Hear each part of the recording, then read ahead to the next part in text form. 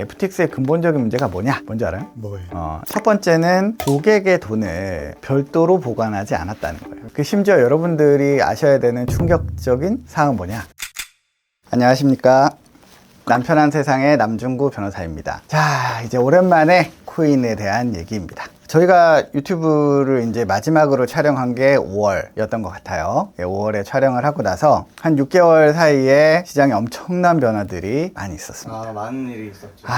지금 비트코인 가격이 2,250만 원.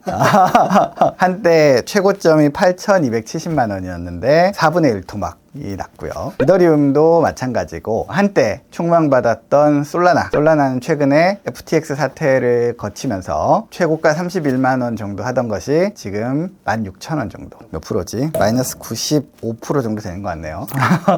근데 이제 근본적인 문제는 이 비트코인 이외에 다른 이 코인에 관련된 코인 자체, 코인 회사, 코인에 투자한 회사, 이런 모든 회사들이 엄청난 위기를 겪고 있다는 게 제일 문제예요. 물론 금리가 이제 연준이 금리를 거의 5% 가까이 끌어올리면서 일반적인 회사들도, 투자 회사들도 엄청난 손실과 엄청난 피해를 보고 있습니다. 채권에 투자했던 분들은 거의 이제 다 정말 큰, 이건 말로 할 수 없는 정도로 큰 손해를 보셨고, 주식은 뭐 넷플릭스 주가로 대변할 수 있죠. 요즘에 주식은 코인 욕할 건 아닌 것 같아요. 네, 맞아요. 마이너스 70%는 기본이니까. 카카오페이가 요즘 많이 반등했지만 반등했는데도 차트로 보면 요만큼 올랐어. 저는 이제 좋다는 뜻이 아니고 이제 그 정도로 모든 국면에서 심각하지만 코인 업계도 마찬가지다. 요즘에 문제인데, 제가 유튜브를 마지막 촬영하고 나서 무슨 일이 있었냐면, 제일 먼저 그 테라 루나가 지옥으로 간 거는 알고리즘믹 스테이블 코인,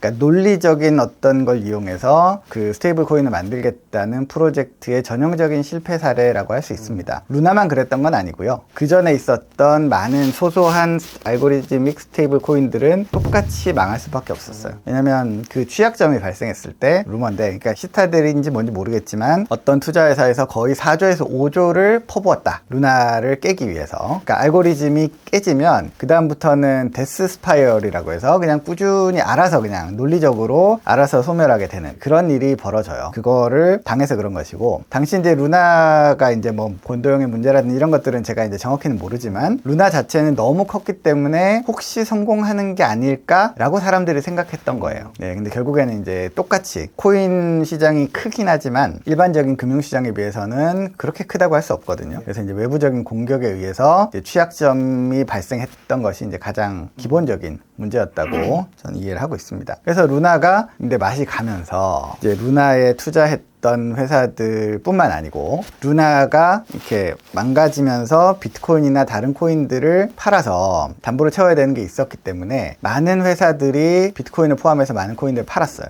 그때 이제 다른 코인들도 같이 이제 하락을 하게 됐고, 그 하락으로 인해서 다시 한번 비트코인이나 이더리움조차 이런 걸 담보로 했던 펀드들조차 이제 힘들어지는 그런 일들이 연쇄적으로 벌어지고 있어요. 그 루나 망하면서 한때 제일 잘 나가던 코인 헤지펀드였던 3에로 캐피털이라는 데가 뭐 바로 망해버렸고요. 3에로 캐피털 망하고 나서 좀 있다가 비트코인이나 코인을 넣으면 이자를 주는 셀시어스라는 꽤 오래된 거기 상장회사예요. 한 큐에 망했습니다. 그리고 좀 뭐 그 사이에도 이제 계속해서 많은 작은 프로젝트들이 이제 망가졌고, 그러다 최근에 이제 FTX 사태가 벌어졌죠. 이건 지금도 굉장히 핫한 이슈잖아요.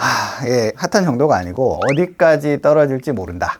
지금 이게 이제 코인판 엔론이냐, 아니면 코인판 리먼이냐, 이런 얘기를 하는데, 정확히 말하면 코인판 서브프라임 같은 느낌이에요. 저는 조금 이따 자세히 설명을 드릴게요. 그런 식으로 FTX가 망가지고, 그것 때문에 이제 DCG라고 코인 업계에선 가장 거물인 회사가 있습니다. DCG에서 운영하는 제네시스 트레이딩이라는 회사도 현재 출금이 정지가 됐어요. 근데 이 제네시스 트레이딩의 문제는, 여기는 심지어 기관들이 돈을 넣는 곳이에요. 그 개인들은 당연히 넣지만 기관도 돈을 넣는 곳인데 거기가 출금이 정지가 됐고, 최근에 고팍스에서 고파이라는 디파이를 돌리던 분들이 자유식은 이미 출금이 중지가 됐고요. 고정식은 과연 며칠 후에 돌려줄 것이냐 말 것이냐 초미의 관심사입니다. 근데 오늘은 이런 일이 왜 벌어졌는지, 그게 이제 비트코인과 무슨 상관인지 조금 설명을 드리려고 있다고 합니다.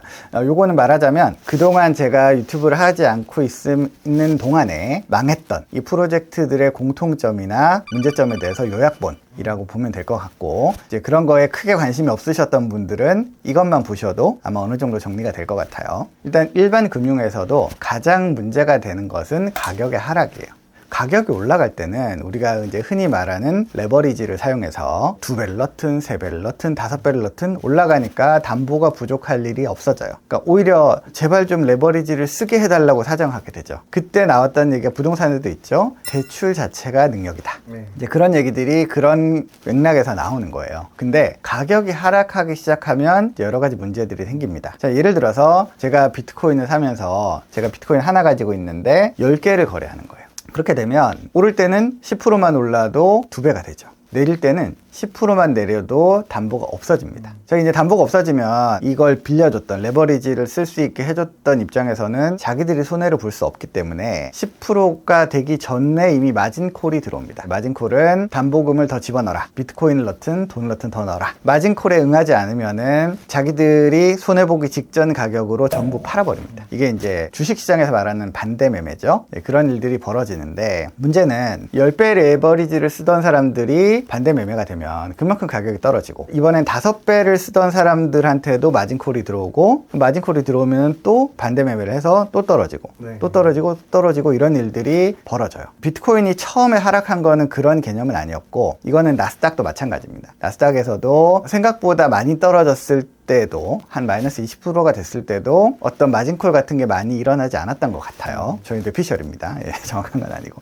하여튼 마진콜 같은 문제가 많이 없었는데, 문제는 그거보다 더 떨어지기 시작할 때부터 이제 생기더라고요. 나스닥은 그 뒤로 이제 저기 이제 나락으로 갔죠. 예, 근데 비트코인이나 이 코인들도 마찬가지입니다. 그동안에 레버리지를 써서 거래했던 사람들이 계속 반대 매매를 당하면서, 당연한 얘기지만 계속 하락하는데 돈을 싸들고 들어오는 사람들이 많진 않아요. 그래서 매수세가 적어지고 또 떨어지고 이런 일들이 이제 벌어지는데, 그래도 어느 정도 떨어졌을 때 이제 좀 진정이 되는 게 아닌가 생각을 하고 있었어요. 문제는 이제 루나가 터지면서 심각해진 거예요. 그러니까 루나가 그때 루나 파운데이션 가드라는 데서 비트코인 4만 개 정도를 가지고 있었거든요. 근데 이제 루나가 갑자기 폭락하면서 그 비트코인들이 시장에 계속해서 나오게 돼요. 근데 이제 비트코인만 나오냐? 루나 파운데이션 가드 자체만 봤을 때는 뭐 그럴 수 있지만, 루나를 담보로 많은 거래들이 이루어지고 있었는데 루나가 떨어지니까, 정확히 말하면 루나하고 그 UST라고 테라에서 발행한 스테이블 코인이 있어요. 이거랑 뭐 앵커라고 해서 뭐 연 20% 주는 뭐 그런 게 있었는데, 거기가 망가지기 시작하면서 계속해서 마진콜이 들어오니까 사람들이 비트코인도 넣고 이더리움도 넣고 솔라나도 넣고 하여튼 자기가 가지고 있는 거를 이렇게 다 때려 넣어서 막아야 되니까, 그래서 다른 코인들도 가격이 같이 이제 더 떨어지기 시작한 거죠. 그렇게 해서 이제 루나는 이틀 만에, 저는 그 실시간으로 봤어요. 서브프라임 때 주식의 풋옵션이 상한가를 가는 걸 처음 봤는데, 여러분 풋옵션이 이틀 상한가를 가면 500배가 됩니다.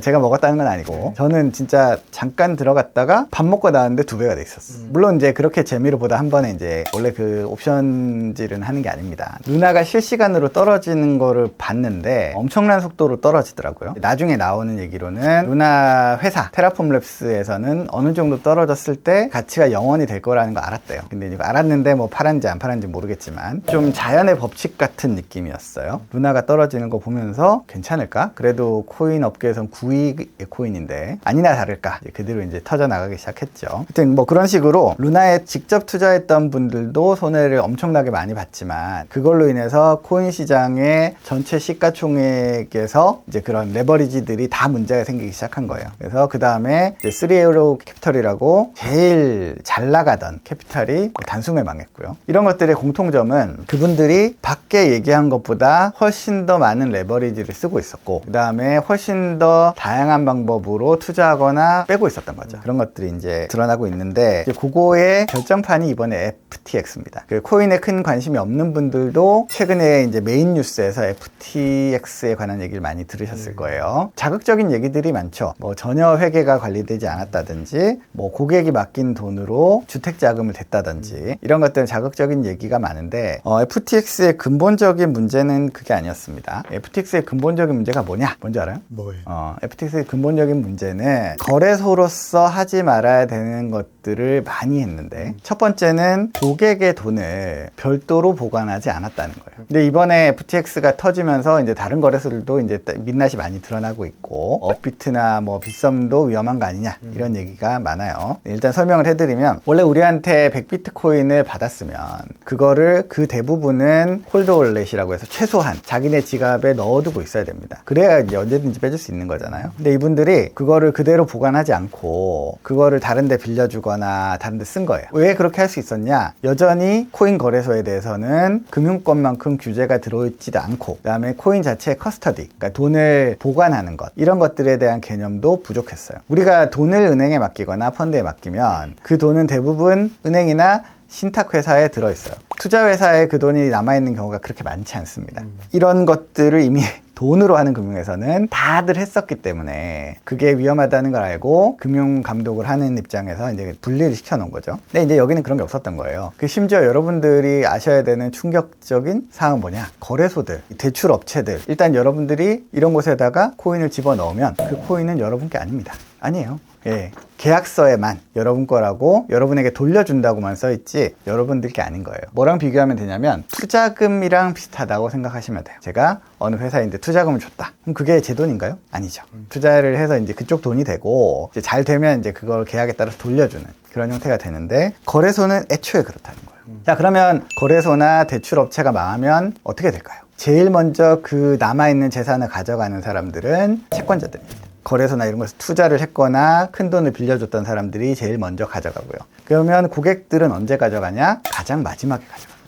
안 남아있겠죠? 어떤 오해에서 오는 거냐면 사람들이 코인 시장, 일반 금융권이랑 비슷하게 이미 규제가 되고 있고 어떤 신뢰가 있다고 생각하기 때문에 그런 겁니다. 아무도 그렇다고 말한 적이 없어요. 그러니까 누가 얘기하냐면 거래소 사람들만 그렇게 얘기합니다. 100% 안전하고 100% 예치하고 있다 얘기하지만 이번에 다 거짓말이라는 게 드러났죠. 이렇게 좀 길게 설명드린 이유는 이 FTX 사태로 배워야 되는 것이 그 부분이기 때문이에요. 잠깐 넘어가서 그 FTX가 실제로 망하게 된 이유는 그 거래소 안에 고객이 예치해 놓은 돈이나 코인들이 거의 없었어요. 대신에 뭘로 그걸 채워놨었냐면 자기들이 발행한 FTT라는 토큰으로 그 담보를 채우고 있었습니다. 자기가 발행한 코인이 자기들의 담보가 되는, 물론 FTT는 실제로 가격을 가지고 있었어요. 거의 한 20불 넘게 가격을 가지고 있었습니다. 그래서 계산상으로는 담보가 되긴 해요. 실제로 이게 FTX에 문제가 있다는 게 알려지면 담보가 될까요? 누가 이걸 살까요? 안 사죠.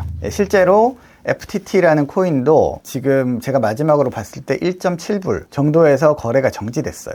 거래가 정지됐다는 거는 더 이상 팔리거나 사지도 못한다는 바이낸스 기준입니다. 그런 얘기죠. 사실 담보라고 했던 것들이 그냥 쓰레기였던 거예요. 자, 이제 여기서 좀 재밌는 얘기를 해드리면 그럼 FTX가 망하게 된 트리거가 뭐냐? 이미 이제 담보력을 많이 가지고 있지 못한 건 사실이었지만 건드리지만 않으면 계속 운영이 될 수 있는 상황이었어요. 세계 최대의 거래소 바이낸스 창펑자오라는 대표가 트윗을 합니다.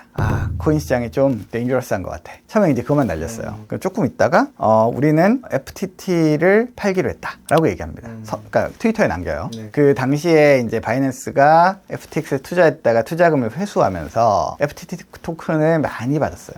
이상한 거야. FTT 토큰을 팔기로 했다라고 선언을 합니다. 선언하면서 뭐라고 하냐면 우리는 이번에 루나 사태에서 뭔가 이렇게 위험 관리에 대한 걸 배웠다. 그래서 팔기로 했다. 이렇게 얘기해요. 사람들이 처음에는 이 FTX의 대표가 누구냐면 샘 뱅크먼 프리드라고, 우리는 그냥 뽀글이라고 부릅니다. 머리가 뽀글뽀글해가지고 뽀글이가 1위 업체가 2위 업체를 죽이려고 일부러 그러는 거야 라고 이제 커버를 쳤어. 그리고 심지어 그 다음에 그 밑에 있는 사람이 나서가지고 이거 만약에 바이낸스가 판다고 하면 우리 하나당 22불에 사줄게, 자신 있어 라고 얘기했어. 네. 바이낸스가 뭐 됐고 우리 시장에 팔 거야 라고 했어요. 그래서 막 이제 팔아 제끼기 시작을 했어. 근데 이제 먼저 얘기한 거는 바이낸스 입장에서도 요걸 몰래 팔았다가는 최근에 이제 우리나라에도 몇몇 투자 회사들이 루나 팔았다가 엄청난 이제 욕을 먹고 있잖아요. 그런 것처럼 그럴까봐 심지어 공지를 하고 팔기 시작했어. 막 이제 팔다가 한 22불에서 실제로 어느 정도 방어가 조금 되길래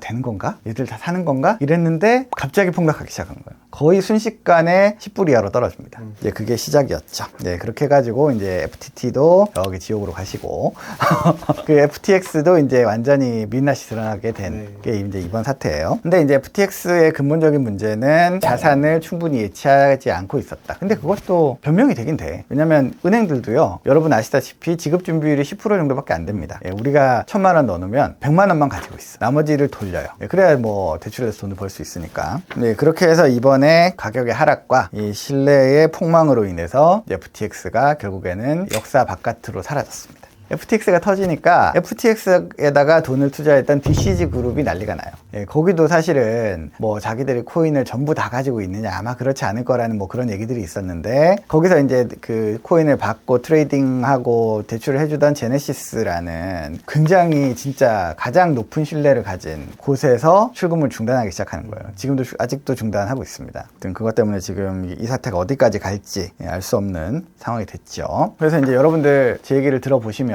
그냥 얼핏 들으면 뭐 이런 아싸리판이 다 있나, 역시 코인은 할 게 못돼 라고 생각하실 수 있습니다. 실제로 비트코이너들도 최근에 더 그런 게 강해지긴 했는데, 역시 비트코인은 보관하는 거지 그걸 돌리고 뭐 대출하고 이렇게 해서는 안 되는 것 같다. 특히 레버리지를 절대 쓰면 안 된다라는 거를 다시 한번 요즘 이제 많이 얘기하고 있습니다. 레버리지를 쓰면 안 된다는 거는 처음에 어디서 나왔냐면 2014년 15년 이럴 때는 하루에 50% 폭락하기도 하고, 그때도 이제 이런 위험이 많다는 걸 알고 있었고, 또 2017년에 엄청 올랐다가 400만 원까지 예, 떨어졌을 때도 뭐 레버리지를 웬만큼 쓴 사람들은 다 청산을 당했죠. 다음에 안 된다 얘기를 했는데, 이번에 이제 커져도 마찬가지다라는 거를 이제 보여주면서 이제 비트코이너들이 이제 그런 얘기를 많이 하고 있습니다. 지금까지 이제 제가 드린 말씀은 어느 정도 하락 안정기에서 왜 이런 문제들이 많이 터졌고 그걸 어떻게 바라봐야 되는가라는 이제 그런 얘기를 하기 위해서 이제 말씀을 드렸고요. 그러니까 이것의 결론, 특히 이제 비트코이너들이 가지는 결론은 뭐냐면, 역시 비트코인은 그냥 지갑에 넣어둬야 된다. 어느 지갑이냐면 아무도 건드릴 수 없는 자기의 개인 주소인 개인 지갑에 넣어야 한다. 자기 지갑에 넣어야 한다는 것이 이제 이번 사태에 다시 한번 교훈이 되는, 그래서 요즘 이제 유행하는 말은 not